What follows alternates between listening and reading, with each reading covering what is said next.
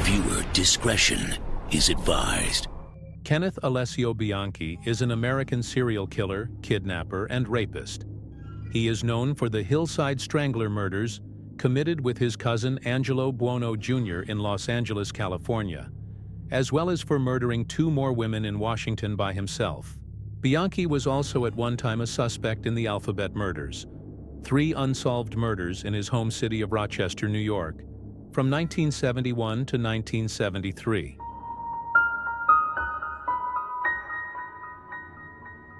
Kenneth Bianchi was born on May 22, 1951 in Rochester, New York, to a 17-year-old alcoholic sex worker who gave him up for adoption 2 weeks after he was born. He was adopted in August 1951 by Nicholas Bianchi and his wife Frances Sciolione Bianchi, and was their only child. Bianchi was deeply troubled from a young age, with his adoptive mother describing him as a compulsive liar from the time he could talk. He would often fall into inattentive, trance-like daydreams where his eyes would roll back into his head. From these symptoms, a physician diagnosed the 5-year-old Bianchi with petit mal seizures. He was also frequently given physical examinations by doctors because of an involuntary urination problem, causing him a great deal of humiliation.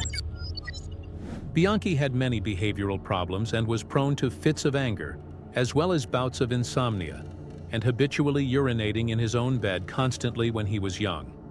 On January 2, 1957, Bianchi accidentally fell off of a jungle gym and landed on his face. His mother, in an attempt to change his ways, sent him to a private Catholic elementary school, and also responded by taking him to a psychiatrist multiple times, with Bianchi being diagnosed with a passive-aggressive personality disorder at the age of 10. Bianchi's intelligence quotient was measured at 116 at the age of 11, but despite having above-average intelligence, he was an underachiever and was removed twice from schools because he failed to get along with teachers. Frances described him as lazy, and his teachers claimed that he was working below his potential. He pulled down a 6-year-old girl's underwear sometime in July 1963, after deciding that he liked doing it. After his adoptive father died suddenly from pneumonia in 1964, the teenaged Bianchi refused to cry or show any other signs of grief. After her husband's death, Frances had to work while her son attended a public high school, and was known for keeping him home from school for long periods of time. Nonetheless, Bianchi dated frequently and even joined a motorcycle club. Shortly after he graduated from Gates Chili High School in 1970, Bianchi married his high school sweetheart Brenda Beck. The union ended after 8 months. Supposedly, she left him without an explanation. As an adult, Bianchi decided that he wanted to become a police officer, and he enrolled at Monroe Community College to study police science and psychology. He dropped out of college after just 1 semester, however, and drifted through a series of menial jobs, finally ending up as a security guard at a jewelry store. This gave him the opportunity to steal valuables, which he often gave to girlfriends or prostitutes to buy their loyalty. He applied for a position at the sheriff's department but was rejected. Because of his many petty thefts, Bianchi was constantly on the move. Bianchi moved to Los Angeles, California in 1976 and started spending time with his older cousin and Frances's nephew, Angelo Buono, who impressed Bianchi with his fancy clothes, jewelry, and talent for getting any woman he wanted and putting them in their place. Before long, they worked together as pimps, and by late 1977, had escalated to committing what would become known as the Hillside Strangler murders. Bianchi and Buono had raped and murdered 10 young women and girls by the time they were arrested in early 1979.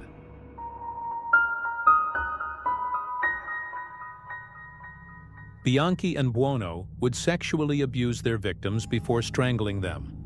They experimented with other methods of killing, such as lethal injection, electric shock, and carbon monoxide poisoning.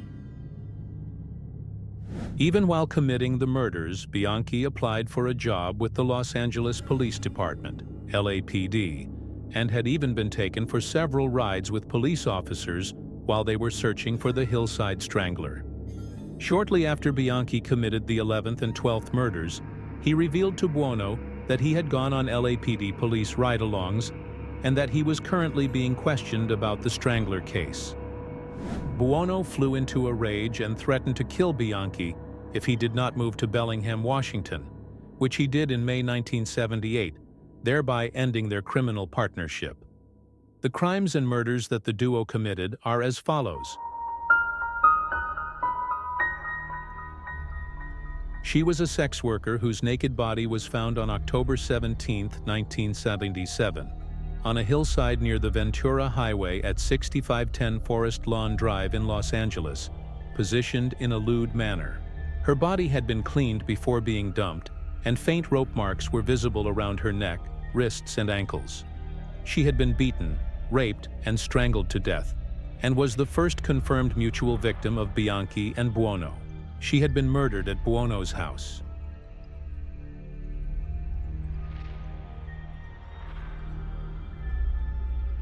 Judith Lynn Miller, she was a student at Hollywood High School who also worked as a prostitute. In the 8300 block of Sunset Boulevard, she was looking for clients when Bianchi and Buono approached her on October 31, 1977. She was murdered in Angelo's upholstery shop at 703 East Colorado Street in Glendale, and her body was dumped next to 2844 Alta Terrace in La Crescenta, a flood control channel. Her naked body was discovered on Halloween 1977, face up in a parkway in the hills above Glendale. Her legs were posed in the shape of a diamond, and she had been raped, sodomized, and strangled. Her neck, wrists, and ankles all displayed evidence of ligature marks.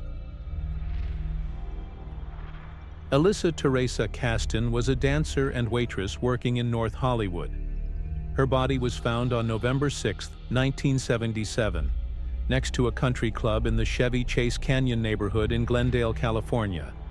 She had been beaten, raped, but not sodomized, and strangled when she was discovered naked with rope marks on her wrists and ankles.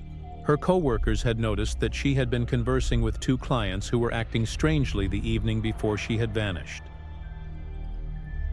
Evelyn Jane King was an aspiring actress and Scientologist, was found dead in some bushes near the Los Feliz exit on the Golden State Freeway on November 23, 1977.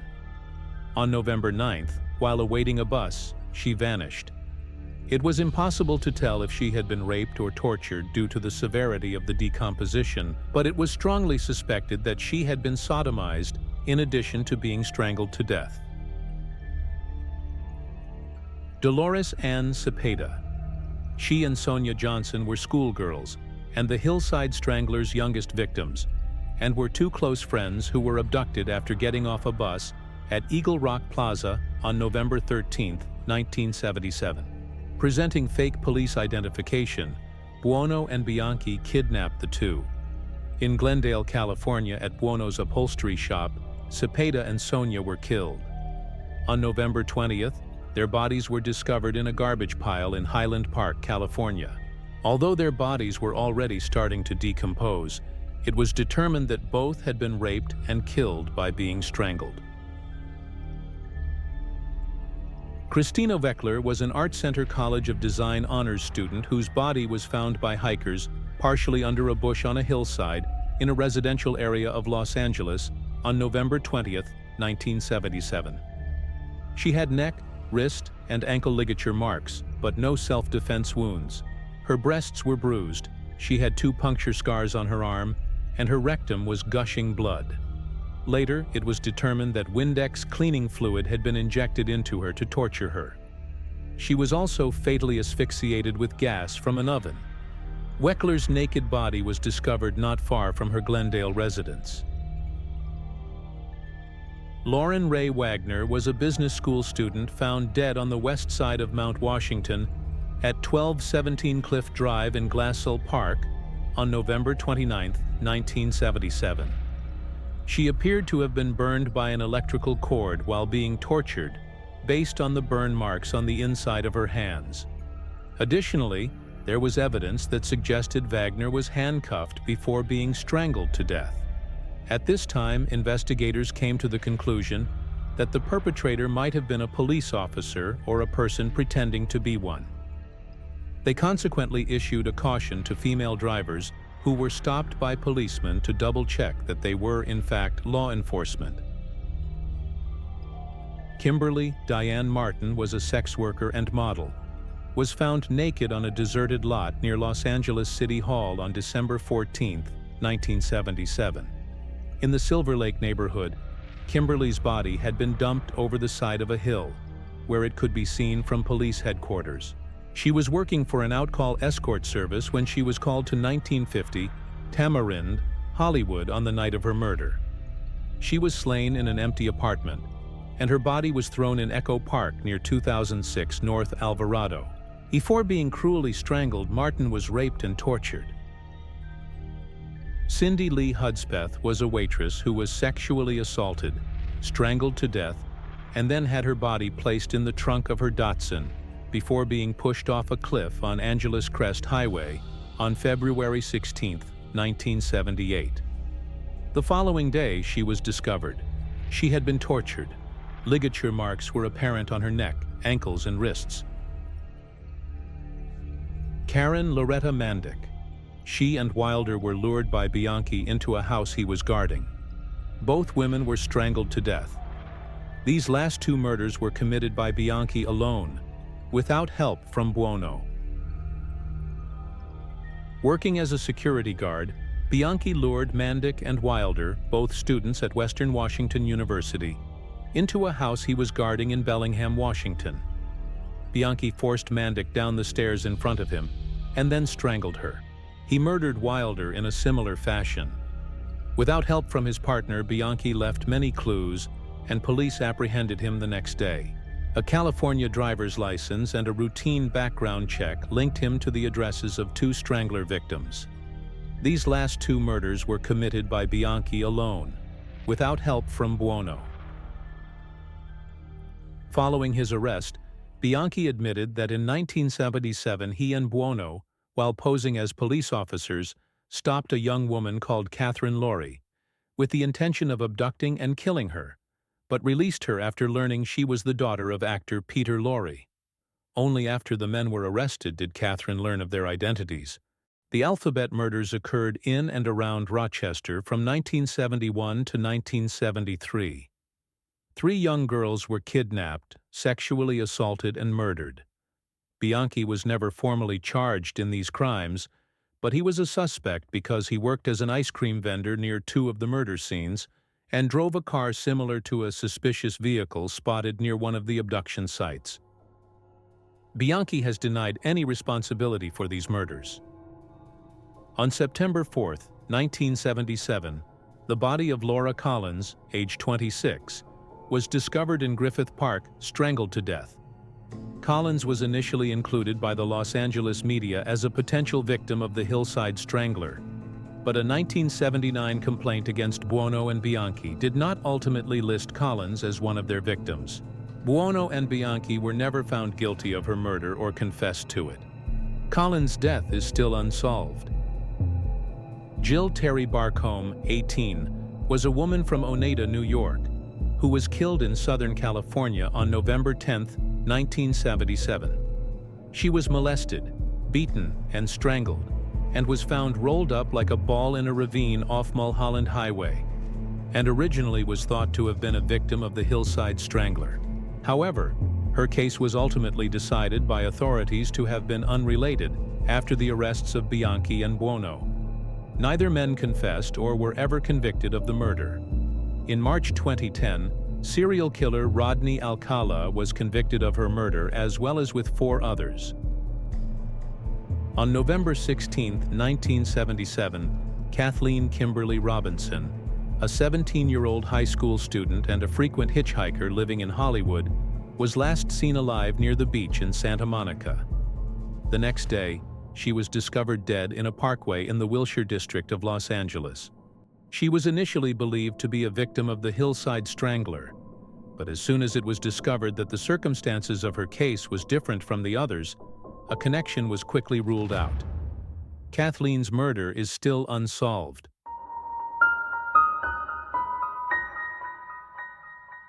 At his trial, Bianchi pleaded not guilty by reason of insanity, claiming that another personality, one Steve Walker, had committed the crimes. It was believed he had recently seen the film Sybil, about a woman suffering from multiple personalities triggered by childhood abuse. He convinced a few expert psychiatrists that he indeed suffered from multiple personality disorder, but investigators brought in their own psychiatrists, mainly Martin Orne. When Orne mentioned to Bianchi that in genuine cases of the disorder, there tend to be 3 or more personalities, Bianchi promptly created another alias, Billy. There's lots of things you're telling me that don't really mesh with the total picture that we've accumulated so far. I want you to understand something, okay? Just between you and me and everybody else. And I'm not a doctor. I don't know why the heck I haven't remembered things all this time. It doesn't bother you if I smoke, does it? Can I have a cigarette, please? Oh, thank you, John. Service, thank you.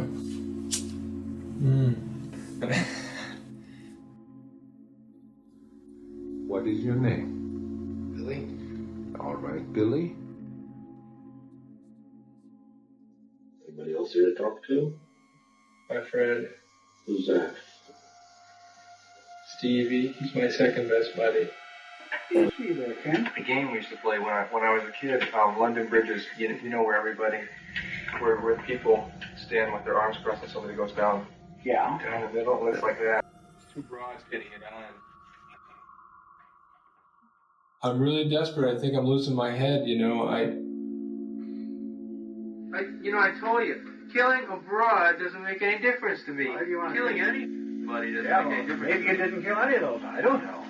Oh, hey, no, wrong, man. Hey, I killed a couple of these. Billy, tell me, what do you know about Ken? Ken. I don't know, Ken. How about Steve? He's a bad egg. This Caston is the broad you killed, you say? Am I going too fast? Yeah, you're going too damn fast. I'm not that smart. Open your eyes and look at Mr. Brett. He wants to talk to you. Hey, Dean. How you doing? I like to work with people, and I like doing things for people. And I can't think of any job where you would come more in contact with people in the law enforcement field. And that's what I want most out of life, is I want something I'm going to be happy in, something that I'll be satisfied in, something I can make a career out of, something I can sink my teeth into. To prove that Bianchi had lied about having multiple personalities to avoid being prosecuted, Orne tested him by introducing him to his lawyer, who was not present. Bianchi interacted with the imaginary lawyer. Orne then brought in his real lawyer, flustering Bianchi, who claimed that the imaginary lawyer had vanished.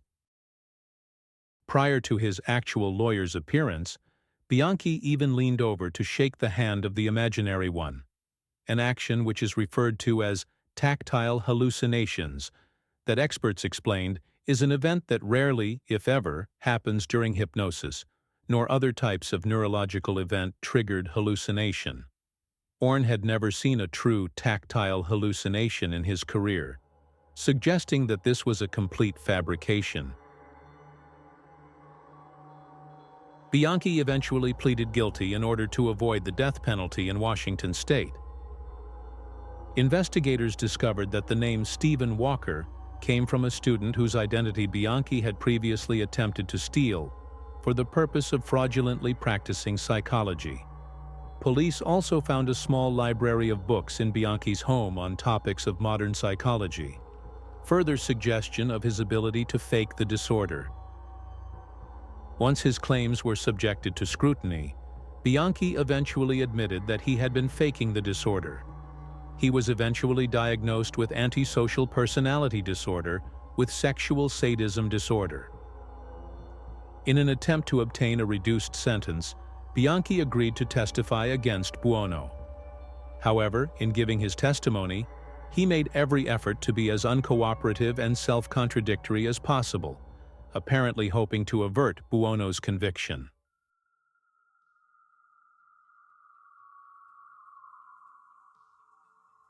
It was the usual cruising around Hollywood.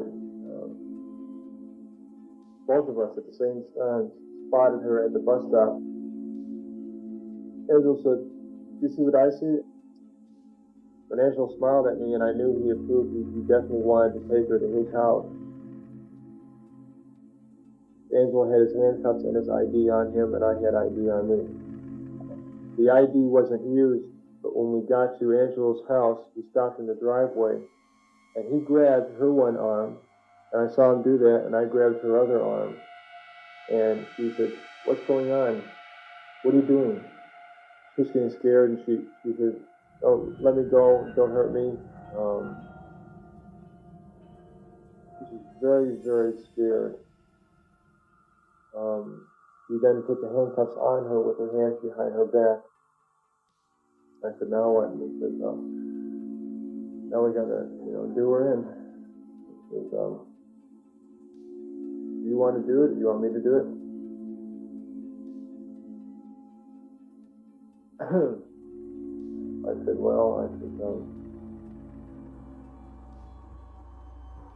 In the end, Bianchi's efforts were unsuccessful, as Buono was convicted and sentenced to life imprisonment. Bianchi himself was also ultimately sentenced to 6 terms of life imprisonment with the possibility of parole. In 1980, Bianchi began a relationship with Veronica Compton, a woman he had met while in prison. During his trial, she testified for the defense, telling the jury a false, vague tale about the crimes in an attempt to exculpate Bianchi. She also admitted to wanting to buy a mortuary with another convicted murderer for the purpose of necrophilia. She was later convicted and imprisoned for attempting to strangle a woman she had lured to a motel in an attempt to convince authorities that the Hillside Strangler was still on the loose. Bianchi had allegedly given her some semen during a prison visit to plant on the planned victim to make it look like a rape murder committed by the Strangler. In 1992, Bianchi sued Catherine Ironwood for $8.5 million for having an image of his face depicted on a trading card. He claimed his face was trademarked. The judge dismissed the case after ruling that, if Bianchi had been using his face as a trademark when he was killing women, he would not have tried to hide it from the police. Bianchi is serving his sentence at Washington State Penitentiary in Walla Walla, Washington. He was denied parole on August 18, 2010, by a state board in Sacramento. He will be eligible to apply for parole again in 2025.